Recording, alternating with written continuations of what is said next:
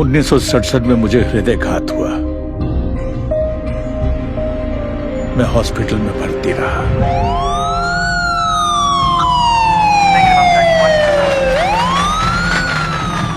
मुझे ऐसा लगा कि अब तो मेरी मृत्यु निश्चित है। अच्छा होगा कि मैं वापस वृंदावन लौट जाऊं। मालवाहक जहाज जलदूत पर हुए 2 लगातार हृदयाघातों के बाद ये तीसरा आघात था, लेकिन इस बार ये बहुत ही अधिक गंभीर था। उनके शरीर का बायां हिस्सा लकवाग्रस्त हो गया, इसलिए उन्होंने वृंदावन वापस जाने का निर्णय लिया। शिष्यों की ओर से लगातार पत्र आ रहे थे कि वापस आइए, वापस आइए। इसीलिए मैंने वापस जाने का निर्णय लिया।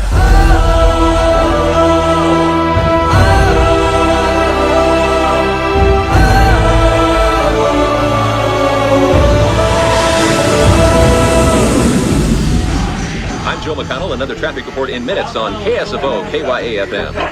And with Magic 61 traffic, I'm Joe McConnell. Thanks, Thor. Cars are backed up for miles on the South 5 freeway right now.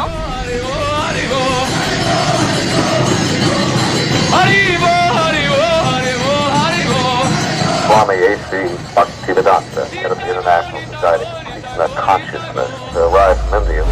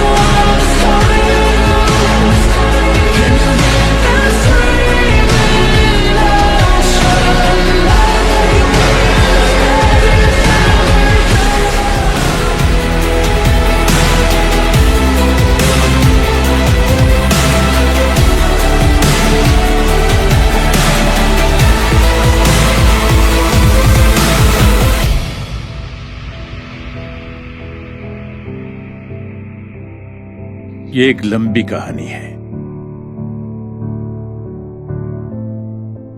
New York में एक मंदिर प्रारंभ करने के दृढ़ निश्चय के साथ मैं यहां आया।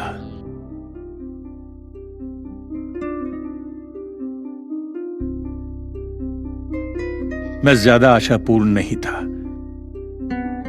मैंने एक प्रार्थनापूर्ण कविता लिखी कि हे कृष्ण, आप मुझे इस देश में क्यों लेकर आए हैं? आप मुझसे क्या करवाना चाहते हैं? मैं इन लोगों को आपका संदेश कैसे समझा पाऊंगा? ये लोग आध्यात्मिक ज्ञान को कैसे समझेंगे?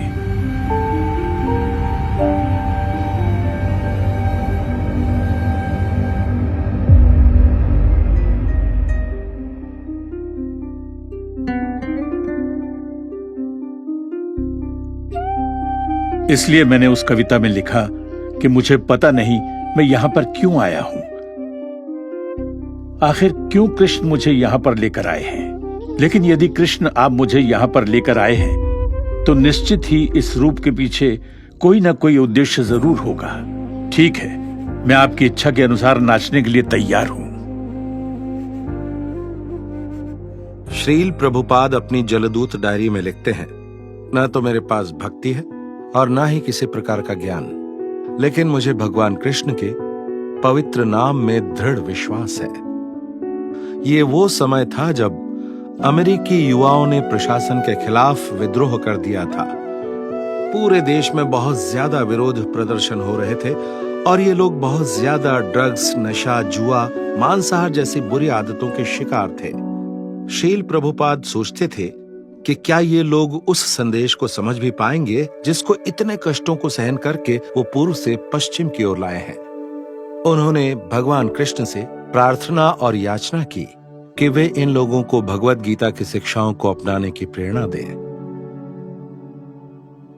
स्वामी जी, इंडिया में रहने वाले मेरे ससुर मिस्टर अग्रवाल के मित्र थे और उन्होंने मुझे स्वामी को स्पॉन्सर करने को कहा और मैंने वही किया। इसलिए वो हमारे घर एक दिन आधी रात को आए और हमारे साथ 1 महीने बटलर में ही रहे। स्वामी जी के पास बहुत ही कम सामान था, केवल कुछ कपड़े, एक टाइपराइटर, कुछ किताबें और अनाज से भरा हुआ थैला। स्वामी जी अपने साथ एक बर्तन लाए थे जिसमें वो खाना पकाते थे और हमारा लंच भी। जरा सोचिए, इतने कम सामान के साथ दुनिया के दूसरे देश में जाना, फिर भी वो अपने साथ बहुत कुछ ले आए। उनकी हंसी में समंदर जैसी विशालता थी, बिल्कुल समंदर जैसी। लगता था पूरा ब्रह्मांड उनकी हंसी में समा गया और वो बहुत हंसा करते थे।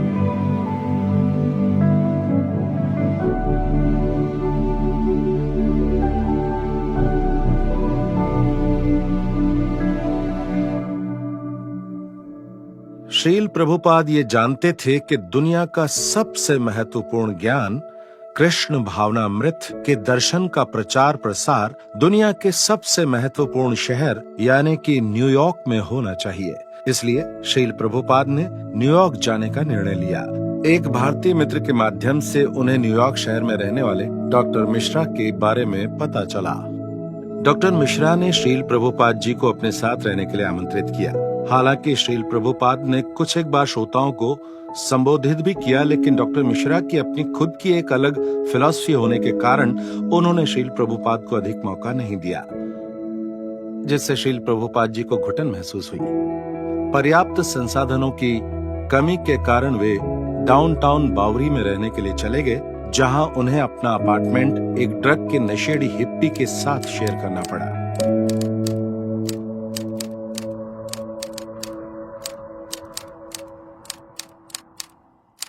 एक दिन एक मरे नाम का लड़का पागलपन के लक्षण दिखाने लगा।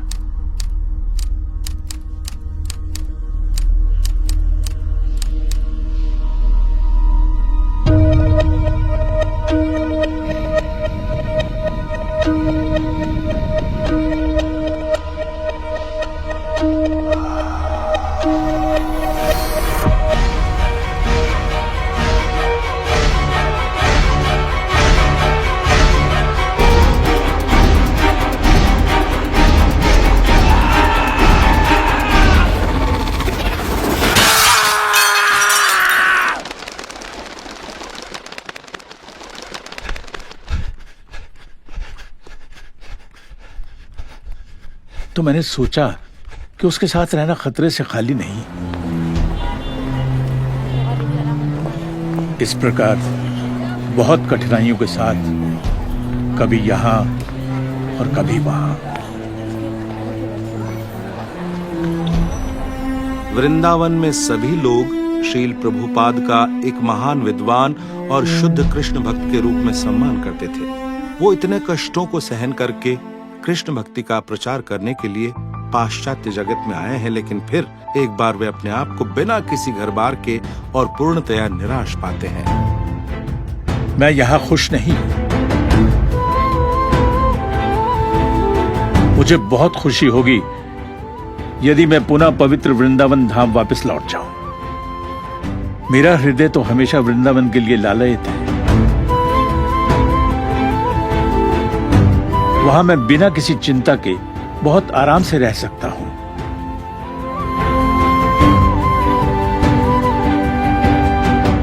लेकिन अपने गुरु महाराज के आदेश को पूरा करने के लिए मैंने ये इतना बड़ा जोखिम लिया है।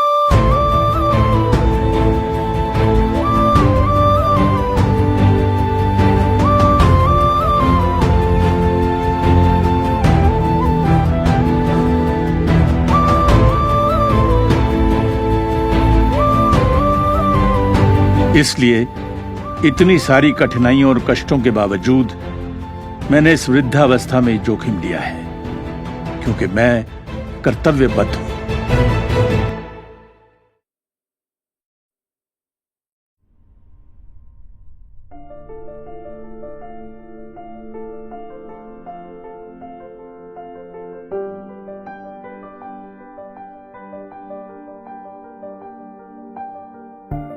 तब मैंने मुकुंद को एक अपार्टमेंट ढूंढने के लिए बोला। उसे ये अपार्टमेंट मिला 26 सेकेंड एवेन्यू में।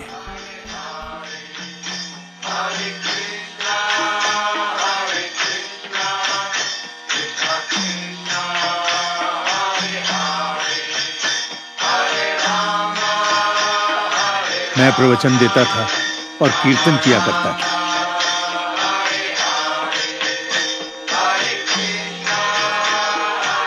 आंदोलन को केवल स्वादिष्ट प्रसाद वितरण से ही सफलता मिलने लगी। ये लोग हरे कृष्ण सुनने के लिए नहीं, बल्कि स्वादिष्ट प्रसाद खाने के लिए आए। शुरुआत से ही जब मैं 26 सेकेंड एवेन्यू में था, हर रविवार को कम से कम 200 लोगों को स्वादिष्ट भोजन प्रसाद का वितरण किया करता था और प्रतिदिन कम से कम 15 से 20 लोगों के लिए मैं स्वयं रसोई बनाता था।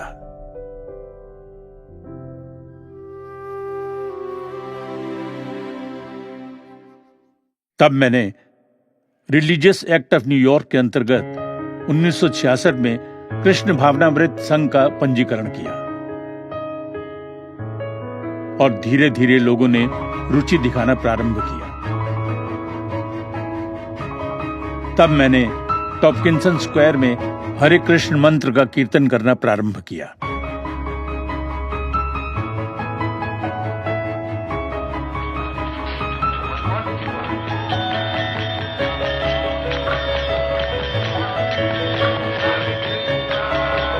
मैं लगभग 3 घंटे तक ये कीर्तन किया करता था।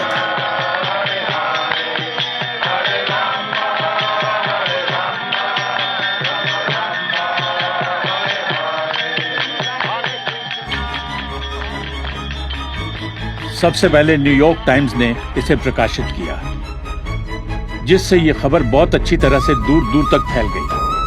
वॉइस नाम के एक पेपर के रिपोर्टर ने छापा, हम समझते थे कि भगवान मृत है, लेकिन अब मेरी समझ में आया कि भक्ति वेदांत स्वामी के संकीर्तन में भगवान पूरी तरह से मौजूद है।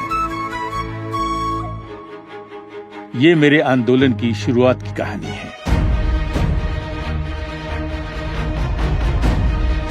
सेकेंड एवेन्यू के फर्स्ट स्ट्रीट में स्थित एक स्टोर फ्रंट में एक हिंदू स्वामी जी ने सेंटर खोला है, जहां पर वो अमेरिकन्स को कृष्ण जागरूकता सिखा रहे हैं।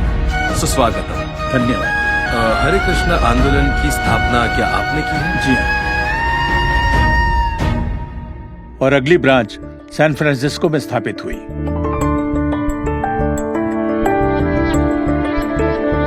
तब युवा पीढ़ी के लोग मेरे पास आने लगे और उन्होंने सैन फ्रांसिस्को ब्रांच की शुरुआत की।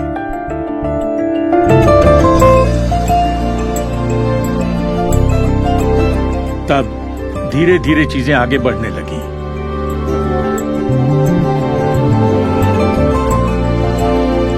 यदि ये लोग इस दिव्य हरि नाम का संकीर्तन करेंगे तो निश्चित ही इनके मन में जमी हुई गंदगी साफ हो जाएगी।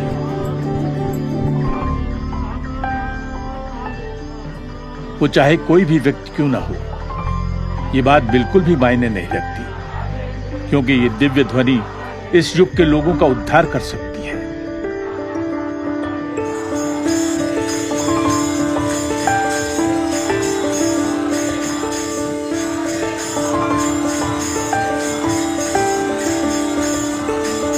वर्ष 1967 में मैंने सैन फ्रांसिस्को में रथ यात्रा की शुरुआत की।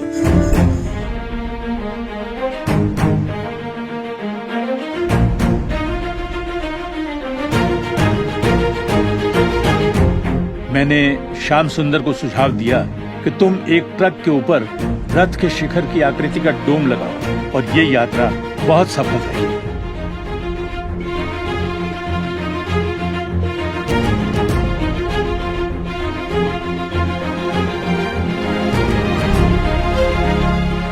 अखबारों में छपा कि सामान्यतः लोगों ने ऐसे उल्लास और उमंग का अनुभव पहले कभी नहीं किया, जैसा कि उन्हें इस रथ यात्रा में हुआ।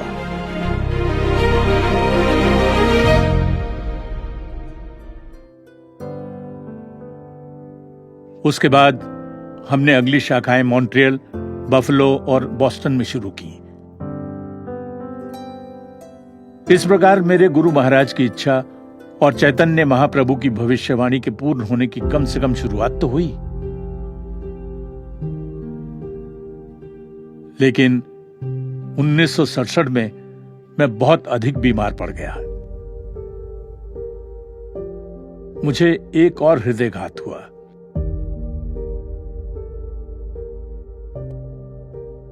मुझे हॉस्पिटल में भर्ती कराया गया।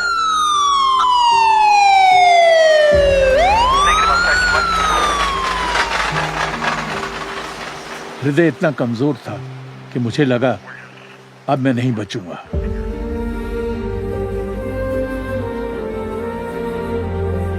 हृदय की धड़कन बहुत तेज हो गई थी।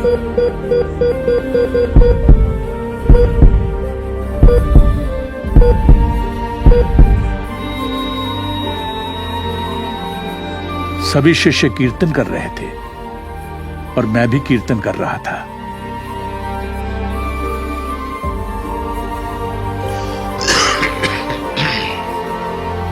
हृदयघात इतना गंभीर था कि शायद ही कोई जिंदा बच पाए।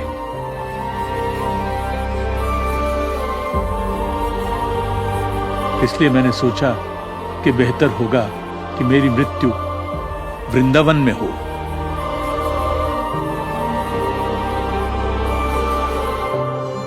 शिष्य तो पूरी तरह से टूट चुके थे। कईयों को लगा कि अब श्रील प्रभुपाद वापस नहीं लौटेंगे। श्रील प्रभुपाद उनके लीडर थे और भला उनके बिना वे कैसे कृष्ण भावनामृत में आगे बढ़ सकते हैं। वो लोग अपना सब कुछ छोड़ चुके थे और केवल एक ही चीज चाहते थे, अपने प्रिय गुरु श्रील प्रभुपाद का सानिध्य।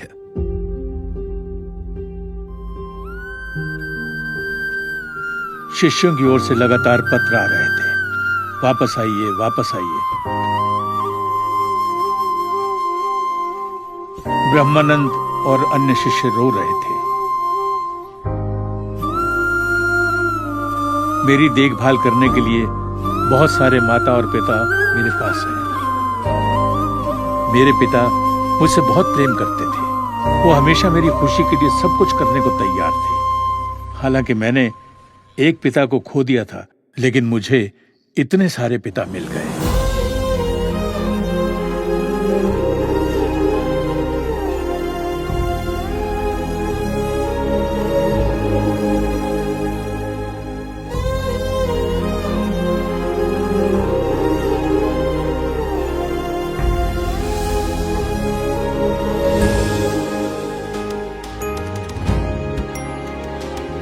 इसलिए मैंने अपने शिष्यों की खातिर वापस जाने का निर्णय लिया।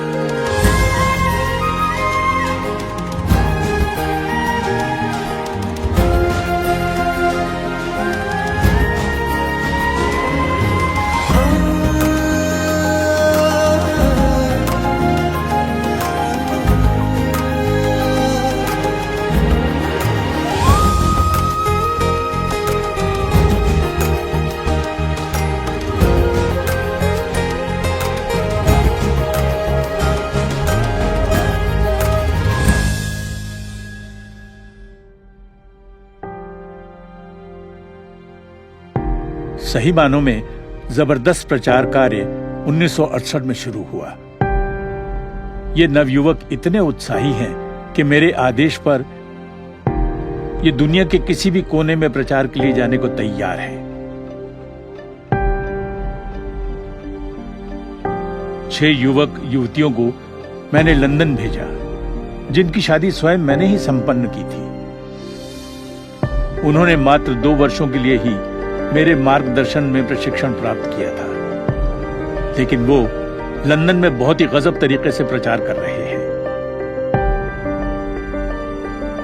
तो हम लोग उस साल लंदन पहुंचे और हालांकि हमारे पास रहने की कोई स्थायी जगह नहीं थी, हम पूरी तरह कृष्ण पर निर्भर थे। मॉन्ट्रियल में श्रील प्रभुपाद के द्वारा दिए गए उत्साह के कारण हम लोग किसी न किसी प्रकार से जॉर्ज हैरिसन से संपर्क कर पाए थे, जो उस समय द बीटल्स के सदस्य थे।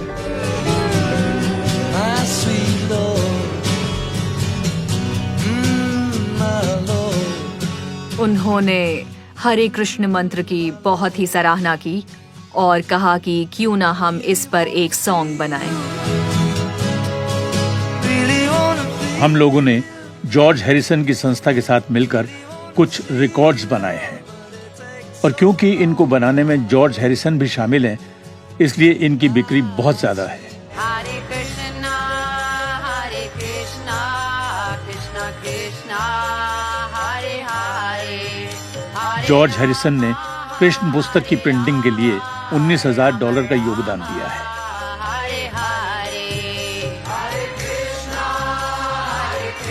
अब उसने लंदन में एक घर खरीदकर हमें दिया है, जिसकी कीमत 2 लाख पाउंड है।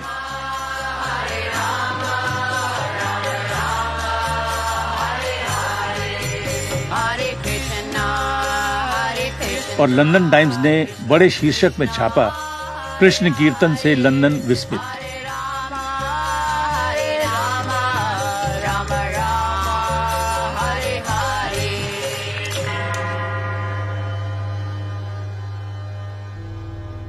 इसके बाद हमने लंदन में रथ यात्रा की शुरुआत की।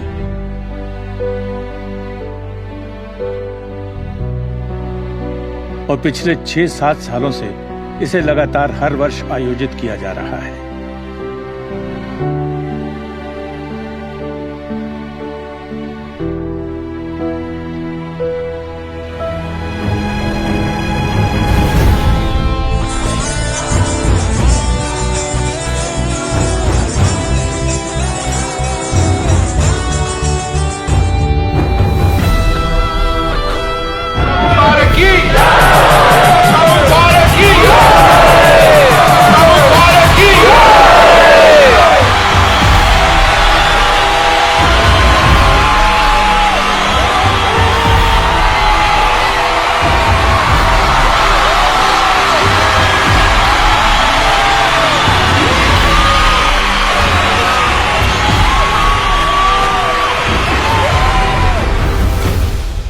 हमारा रथ इतना ऊंचा था कि गार्डियन नाम के अखबार ने इसके ऊपर एक निंदनीय टिप्पणी करते हुए लिखा, रथ यात्रा नेल्सन कॉलम की प्रतिद्वंद्वी है।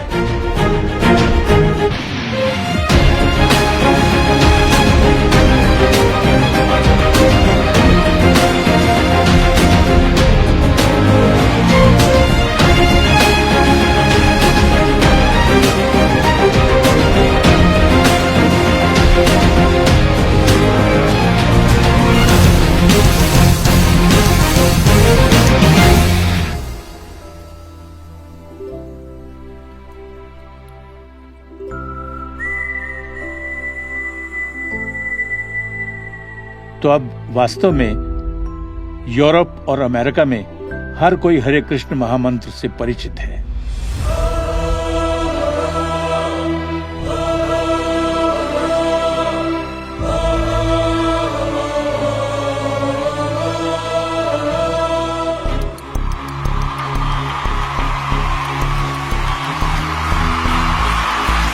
तो फिर इस आंदोलन का क्यों न भारत में भी प्रचार प्रसार किया जाए।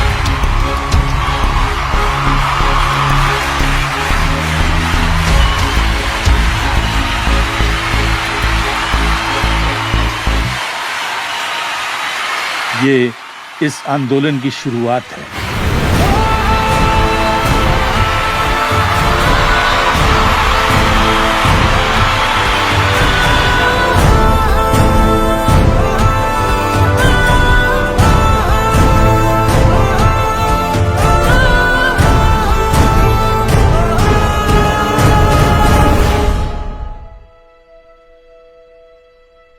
श्रील प्रभुपाद को उनके गुरु महाराज ने पाश्चात्य जगत में कृष्ण भावनामृत का प्रचार करने का आदेश दिया था। अपने निष्ठावान शिष्यों की मदद से श्रील प्रभुपाद इस संदेश को अमेरिका और यूरोप में फैलाने में सफल रहे। अब श्रील प्रभुपाद ने वापस भारत आने का निर्णय लिया, अपने पाश्चात्य शिष्यों के साथ, जिन्हें वो स्नेह से बुलाते थे नाचते हुए सफेद हाथी, एक नई शुरुआत के लिए।